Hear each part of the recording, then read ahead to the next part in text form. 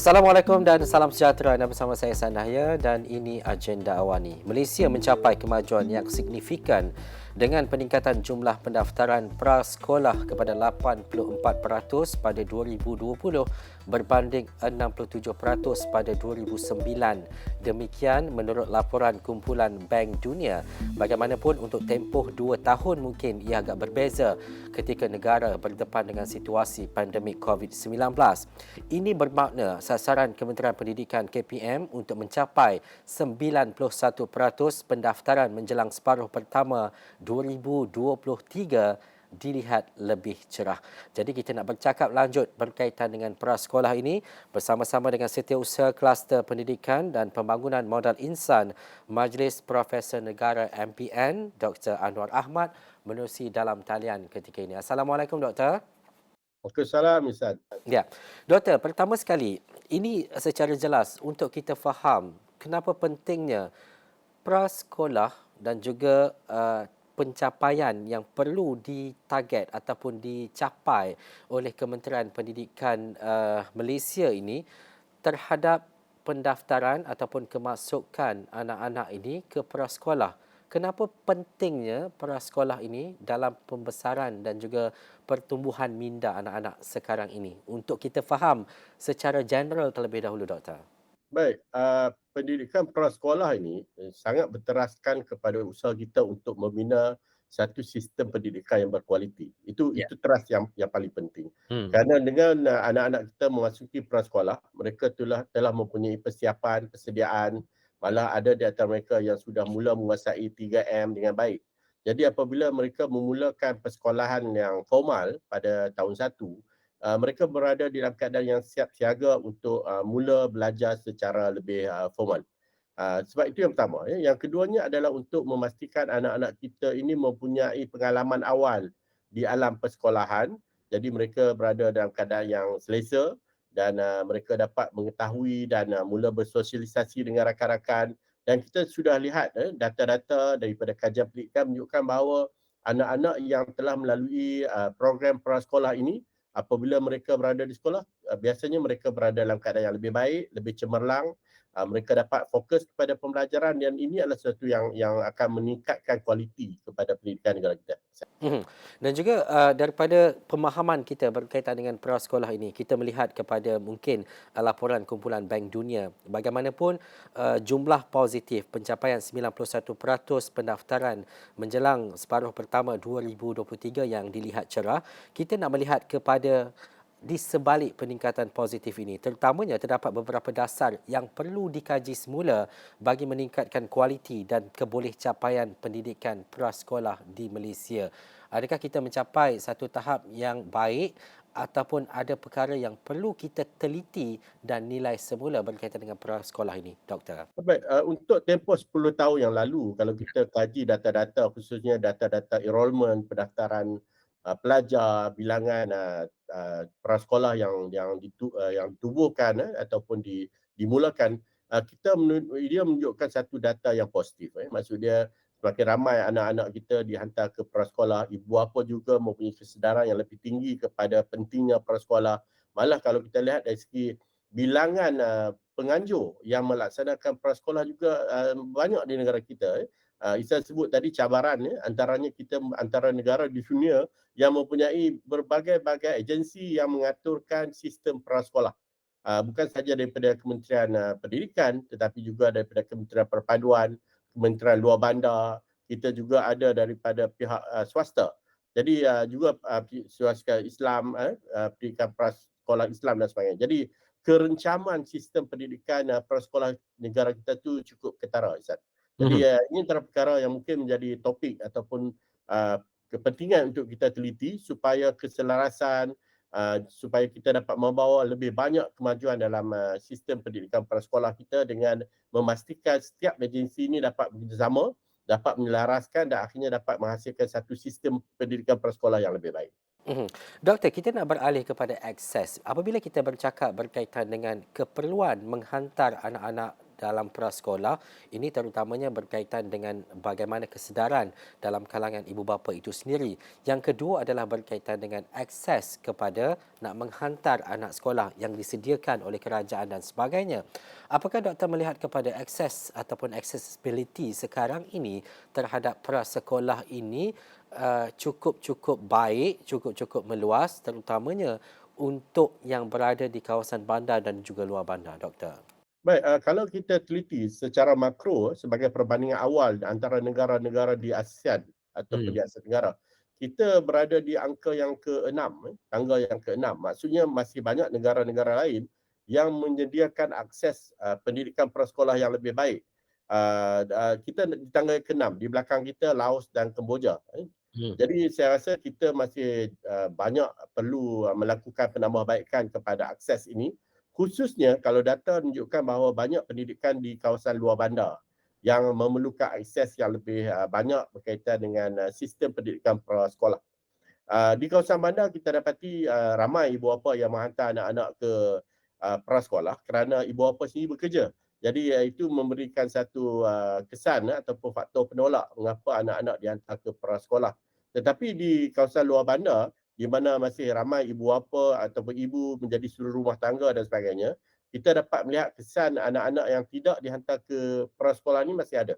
Jadi kita harapkan khususnya pihak kerajaan dan Kementerian Pendidikan dapat meningkatkan lagi program awareness ini ataupun kesedaran ini supaya akses kepada pendidikan prasekolah itu dilipat gandakan.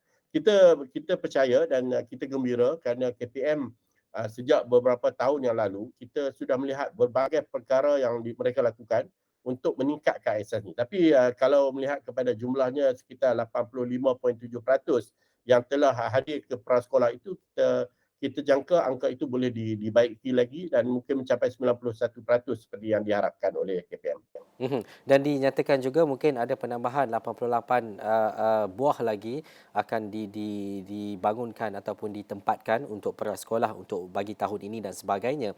Tetapi doktor, bila kita bercakap berkaitan dengan akses, mungkin ibu bapa dan juga penjaga banyak pilihan-pilihannya sekarang.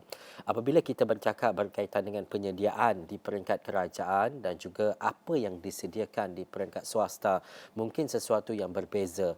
Adakah rakyat dan juga ibu bapa ini mempunyai pilihan yang besar? Contohnya, apabila kita bercakap berkaitan dengan mungkin ada tadika, tabika dan sebagainya yang mempunyai prosedur-prosedur khusus untuk golongan-golongan tertentu sahaja, dan akses ini tidak terbuka kepada golongan-golongan lain yang mungkin berpendapatan lebih tinggi untuk menghantar ke anak-anak ke sekolah ataupun prasekolah berkenaan. Bagaimana perkara-perkara ini perlu diteliti dan perlu diselaraskan agar isu-isu penempatan pelajar ini sentiasa mencukupi di kawasan-kawasan yang mungkin berkepadatan yang agak tinggi. Kalau kita nak cakap orang yang mempunyai gaji yang tinggi di bandar, di kawasan yang lebih besar seperti di Kuala Lumpur dan sebagainya, mungkin ia dikategorikan B40 ketika mungkin dia dikategorikan B40 ataupun berpendapatan rendah ketika di bandar tetapi tidak di kampung. Bagaimana untuk akses ini lebih serata terutamanya kepada mereka yang berada di bandar ini, doktor? Baik, Ustaz, kalau kita lihat data, sebab data ini dapat menyatakan banyak perkara pada kita. Yang pertama sekali, 10 tahun, sejak 10 tahun lalu, mulai 2010 sehinggalah 2021 ini, kita Hmm. dapati bahawa kerajaan semakin mengurangkan effort ataupun usaha mereka untuk meningkatkan bilangan kelas-kelas ataupun bilik darjah untuk prasekolah. Data menunjukkan bahawa sektor swasta lebih menonjol. Ya. Kalau kita lihat dalam tempoh 10 tahun yang lepas, misalnya daripada 2013 hingga 2021, kita dapati sektor swasta daripada dulu 46%, sekarang ini sudah mencapai 51% dari segi pengambilan murid-murid di prasekolah.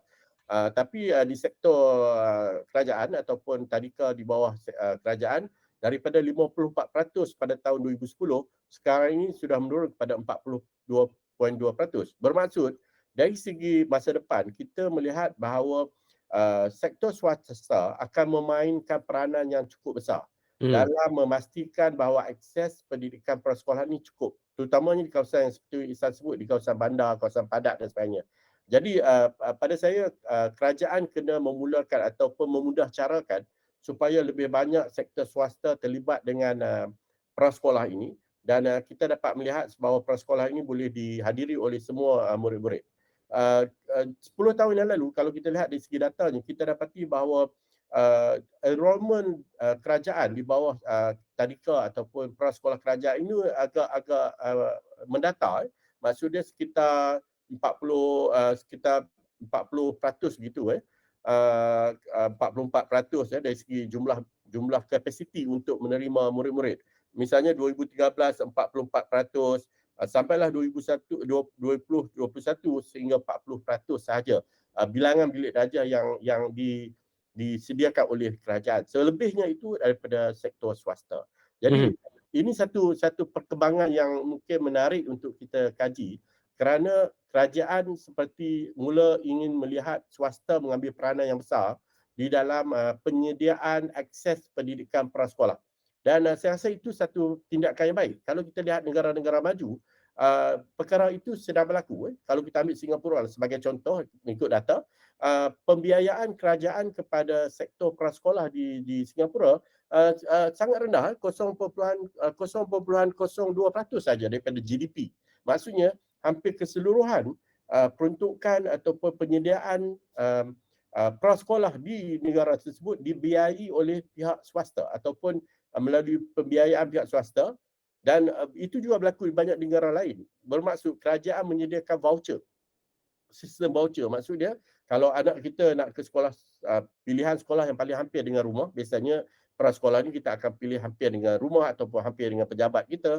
Jadi ibu bapa mendaftar anak, jadi di mana ibu bapa yang mempunyai ataupun kelayakan untuk mendapat bantuan daripada kerajaan, kerajaan akan sediakan voucher. Voucher itu dibayar kepada pihak pendidikan prasekolah itu. Jadi mungkin pada masa depan saya melihat bahawa kerajaan tidak perlu menyediakan banyak prasekolah-sekolah ini, tetapi membenarkan swasta melaksanakan ataupun mengoperasikan, dan kerajaan menyokong dari segi penyediaan voucher-voucher pendidikan untuk anak-anak dihantar ke sekolah-sekolah tadika ataupun prasekolah swasta. Jadi pada saya itu lebih baik, sebab selain daripada lebih ramai akan berterlibat, aksesnya itu boleh lebih ataupun tempat yang tak sesuai. Tapi saya fikir kalau dengan adanya tadika swasta yang banyak di sekitar kediaman, perumahan dan sebagainya, saya rasa itu adalah lebih baik. Jadi Mhm. bantuan kerajaan, subsidi kerajaan jika perlu, dia boleh dalam bentuk voucher pendidikan prasekolah. Ya, ini penting apabila kita melihat kepada data yang disebutkan oleh doktor, mungkin swasta sebelum ini 46% meningkat kepada lebih daripada 50% perkembangannya, dan juga yang di peringkat kerajaan ataupun yang di bawah awam ini mungkin menurun sedikit, dan perkembangan positif ini dibawa oleh penyedia-penyedia perkhidmatan prasekolah di peringkat swasta. Ini berlakunya penawaran dan juga permintaan dalam kalangan ibu bapa dan sebagainya. Tetapi kalau kita nak menyentuh berkaitan dengan kualiti dan sebagainya, adakah ini antara faktor yang mungkin berlaku sebelum ini ibu bapa lebih menjurus kepada pembelajaran di peringkat prasekolah di peringkat swasta ini kerana mungkin berkaitan dengan silibus dan sebagainya, tetapi ia masih lagi bergantung kepada KPM dan sebagainya. Apa yang doktor boleh katakan, terutamanya bila kita sebut berkaitan dengan kualiti pembelajaran ataupun penyediaan di peringkat prasekolah? Baik, menarik Izzat. Ada dua perkara di situ bila Ya. bercakap soal kualiti. Hmm. Kualiti yang pertama adalah kualiti dari segi infrastruktur sekolah, penyediaan sekolah, dari segi kemudahan pembelajaran di sekolah. Dan di negara kita, kita mempunyai apa yang dipanggil sebagai standard kebangsaan, prasekolah yang diawasi ataupun dipantau menggunakan kriteria standard pendidikan prasekolah. Dan semua sekolah kita sebenarnya yang berdaftar sebenarnya banyak yang mencapai standard itu. Jadi dari Hmm. segi kualiti infranya tu kita mungkin ada kawalan, ada sistem yang boleh menguruskan. Yang kita bimbang atau yang kita mahu perkara yang lebih penting adalah kualiti guru. Sebab kalau dulu pemikiran kita tentang prasekolah ini adalah asalkan ada prasekolah, anak dihantar ke prasekolah dan mereka tidak perlu melakukan pengajaran pembelajaran yang berkualiti asalkan ada penjaga. Sebab prasekolah pada zaman dahulu ataupun 10 tahun dahulu pemikiran kita adalah pusat jagaan kanak-kanak. Dia bukanlah pusat pembelajaran. Ya. Tapi bila kita bercakap soal kualiti pendidikan prasekolah, kita mahukan guru-guru juga berkualiti. Menarik bila Bank Dunia melaporkan kalau kita tengok dalam data itu majoriti guru-guru yang mempunyai kelayakan diploma dan sebagainya itu berada di dalam tadika yang dibiayai oleh KPM, oleh kerajaan. Ya. Manakala di tadika swasta ni ada kebimbangan kita kerana kalau data menunjukkan bahawa hampir 73% tidak mempunyai kelayakan yang sewajarnya untuk mereka menjadi guru tadika yang berkualiti. Jadi cabaran kita adalah di saat kita mahu supaya private ataupun pendidikan prasekolah swasta ini ditambah, dibiayai dengan voucher kerajaan dan sebagainya, kita juga mesti memastikan kualiti guru-guru yang berada di prasekolah swasta ini juga dipertingkatkan. Jadi ini saya ingat peranan besar daripada pihak KPM untuk memastikan bahawa panduan, penguatkuasaan dan juga pemudahcaraan kepada semua sekolah-sekolah swasta mempunyai guru-guru yang berkelayakan. Jadi saya ingat itu perkara yang penting. Jadi, sebab tu disebut selalu tentang latihan pembangunan yang berterusan itu mesti disediakan kepada guru-guru yang belum ada kelayakan. Jadi dengan cara itu kita akan ada lebih banyak sekolah-sekolah tadika swasta dan juga guru-guru yang berkelayakan yang bekerja di sekolah swasta itu, kemudian sebahagiannya yang tidak mampu dibiayai oleh voucher-voucher pendidikan prasekolah yang disediakan oleh kerajaan. Saya rasa itu adalah model yang boleh kita gunakan untuk sistem pendidikan prasekolah negara kita.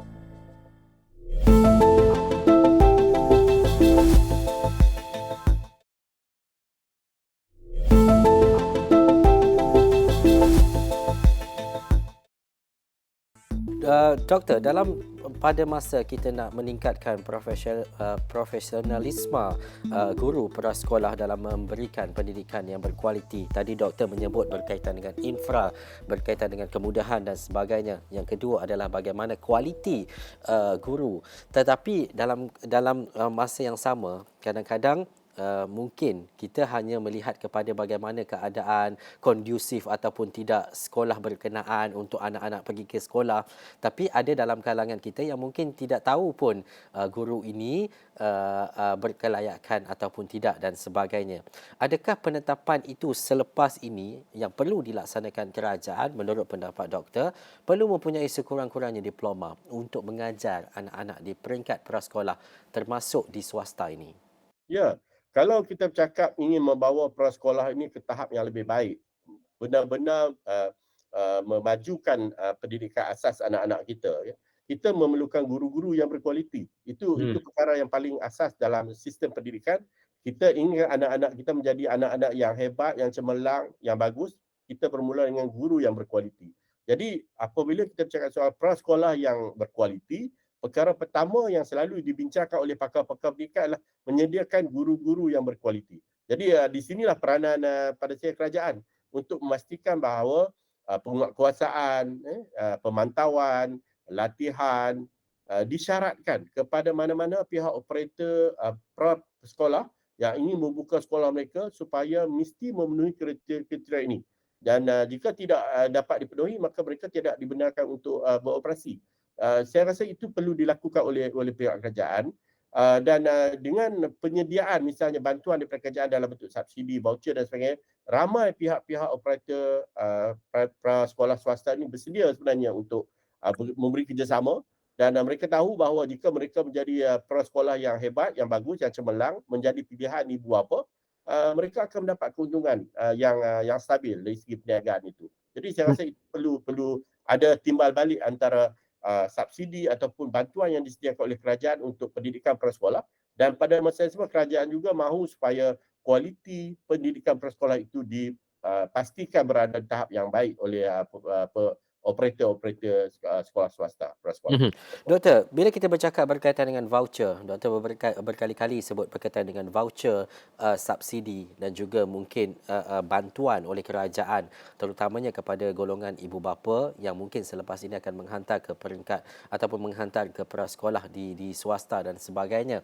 Tetapi mekanisme penting yang bagaimana yang perlu difikirkan oleh kerajaan terutamanya bila kita nak cakap pasal voucher, bila kita nak cakap pasal subsidi anak hantar ke sekolah dan sebagainya ini doktor.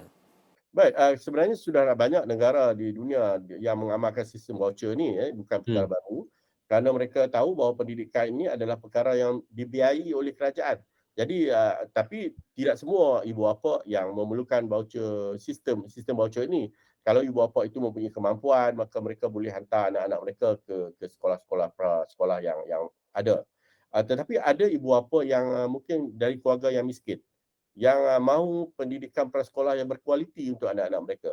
Hmm. Kita sudah lihat dalam pengalaman kita banyak juga prasekolah yang misalnya cuba untuk beroperasi tetapi cuma menggunakan kadar yuran yang murah, mungkin RM200-300 sebulan, tetapi akhirnya mereka tidak boleh beroperasi kerana kadar yuran yang terlalu rendah itu tidak mampu mereka membayar guru-guru dan sebagainya dan tidak boleh beroperasi.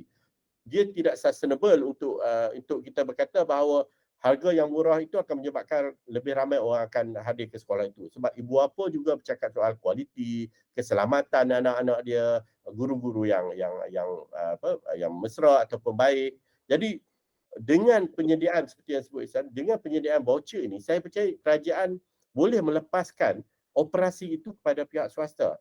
Sekarang ni kita lihat kerajaan mengoperasikan sendiri sekolah prasekolah itu. Pada saya tidak ada keperluan yang besar untuk kerajaan sendiri mengoperasikan dan ia lebih baik diserahkan kepada pihak swasta. Kecuali di kawasan-kawasan di mana pihak swasta tidak bersedia untuk melaksanakan prasekolah itu. Maka mungkin kerajaan boleh mengambil alih misalnya di kawasan pedalaman ataupun di kawasan-kawasan luar bandar dan sebagainya. Tapi di kawasan-kawasan yang mempunyai permintaan yang tinggi, operasinya harus diberikan kepada pihak swasta. Pada saya Mhm. itu adalah model yang telah digunakan oleh banyak negara dan saya melihat bahawa model itu telah dilaksanakan dengan baik. Penguatkuasaan undang-undang itu ditentukan oleh pihak kerajaan dan pengoperasiannya dilaksanakan oleh pihak swasta. Hmm. Tapi kan doktor, kenapa tidak diberikan sahaja pendidikan percuma ataupun free saja kepada pelajar-pelajar ataupun anak-anak prasekolah ini yang mungkin perlu difikirkan oleh kerajaan dan sebagainya. Ya, itu yang terbaiklah Ihsan ya. Kalau Hmm. kita boleh menyediakan sistem pendidikan percuma untuk prasekolah, saya itu yang terbaik ya. Tapi konsep percuma itu semestinya mesti ada juga yang perlu membayar, sama ada daripada cukai dan sebagainya. Dan pada kita kalau sekalipun kerajaan memberi secara percuma dengan menyediakan bantuan kepada anak-anak kita dilaksanakan oleh pihak swasta juga, saya rasa itu juga boleh dilaksanakan dengan baik. Jadi kita dapat menambahkan institusi pendidikan swasta, kita dapat menjadikan pendidikan itu bersaingan yang sihat dan sebagainya. Saya rasa itu adalah model-model yang telah kita lihat di negara-negara maju dan mereka boleh melaksanakan dengan baik. Ada persaingan yang sihat. Setiap sekolah cuba untuk menjadi yang terbaik dan menjadi rebutan di kalangan ibu bapa dan kita boleh benarkan persaingan yang sihat itu berlaku dalam sistem pendidikan prasekolah di negara kita. Ya, doktor, akhir sekali, bagaimana pentingnya dokongan dan juga penglibatan ibu bapa ataupun penjaga dan juga keluarga dalam meningkatkan kualiti pendidikan prasekolah ini? Betul. Satu perkara yang menarik tentang ibu bapa ni adalah kita sudah melihat kesedaran ibu bapa meningkat kepada keperluan pendidikan prasekolah. Kalau mungkin 80-an, 90-an dulu ramai sebenarnya, kalau tengok data hanya 60% saja yang ibu bapa yang menghantar anak-anak ke sekolah. Tetapi hari ini sudah mencapai 85%. Bermaksud kesedaran ibu bapa itu tinggi. Itu yang pertama. Yang kedua yang ingin kita lihat dalam konteks pendidikan prasekolah yang berkualiti adalah hubungan simbiosis atau hubungan yang baik antara ibu bapa dan pihak sekolah. Saling berkomunikasi, saling bersama untuk memastikan pendidikan anak-anak di peringkat prasekolah itu menjadi harmoni, sihat dan saling tahu antara apa yang berlaku di sekolah dengan apa yang berlaku di rumah. Jadi pada saya di peringkat inilah sebenarnya sistem pendidikan kita akan bermula. Ramai sebenarnya pakar pendidikan bersetuju bahawa antara sekolah rendah, sekolah menengah dan prasekolah, prasekolah adalah tahap permulaan pendidikan yang sangat penting. Kerana ia adalah ibarat kalau kita kata tanam pokok tu, benih itu mestilah benih yang sihat kan. Jadi kita sekarang ni mungkin lebih sibuk di sekolah menengah, sekolah rendah, dia dah jadi pokok. Tapi benih itu kita kena jaga dan kita kena pastikan benih-benih yang sihat, yang benih-benih yang subur. Jadi pendidikan prasekolah tidak boleh dilihat sebagai terpinggir ataupun dikesampingkan. Dia mesti menjadi arus perdana kepada pemikiran untuk membina satu sistem pendidikan kita yang berkualiti. Mhm.